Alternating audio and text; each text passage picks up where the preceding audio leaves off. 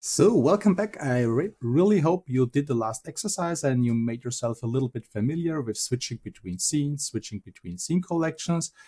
And to make it look a little bit more professional right now, I will like to show you how you apply filters to your picture, which enables you, for example, to remove the background.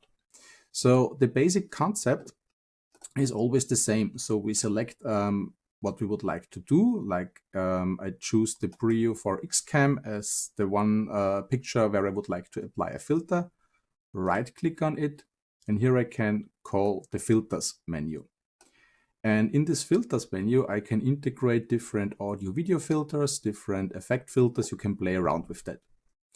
What we are doing is we would like to remove the background. So the first thing that we need to do is we need to crop the image to get in a situation where I only have a background in one color. So you probably realize that I'm sitting in front of a green screen.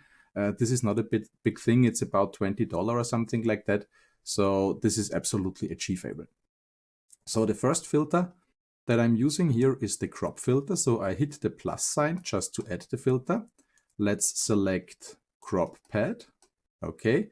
I leave it crop pad. I don't give it another name. And now we can use this menu here to select how much we want to crop. So I will try 250 from the left side. This is too much. Let's give it 180. Looks better. From the right side, maybe try 50. Works out. And from the top, I will use, I don't know, give it a try, 50, 100. Yeah, much better. So now the image is already pretty much cropped and I have removed all the background that I don't want to see. This is the first step. The second step is that I want to remove everything which is here in green from the green screen so that you really don't see a background anymore right behind me. So again, we open the preview for X and we say right click filters.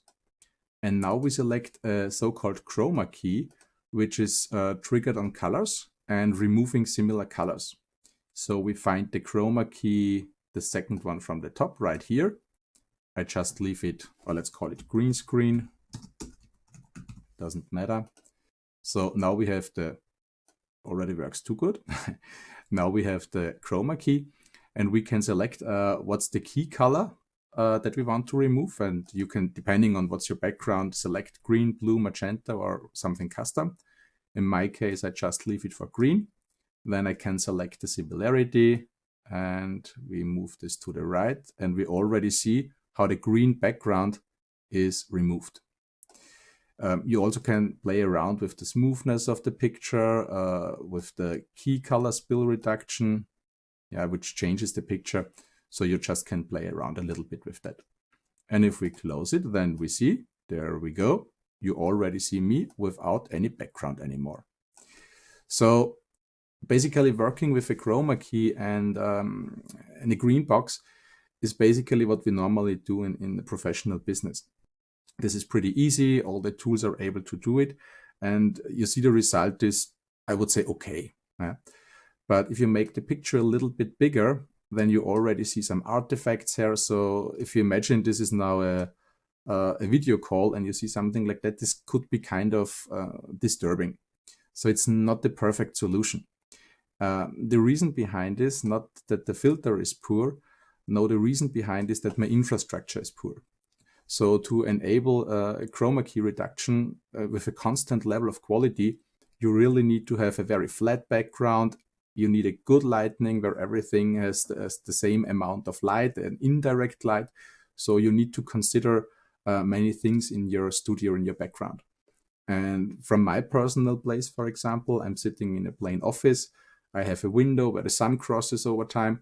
So when I'm giving a training over the whole day, then the light situation changes. And this reduces also the quality of this image. And this is kind of disturbing. So in addition to this solution for removing the background with the Chroma Key, I would like to show you some alternative in the next video, which basically it's a commercial solution, but it reduces your background on basis of an AI and you don't need to mind anymore about the background. You don't even need to have a green screen. But this one is what we take a look at in the next video. First, if you want to, you can play around with the filter function. You can try to crop the image. You can also experiment with the other images. And if you already have a green screen, you also can try to remove your background to get a picture like that. And then we see us in the next video, where I'm going to show you some different solution that doesn't require the green screen anymore. See you there.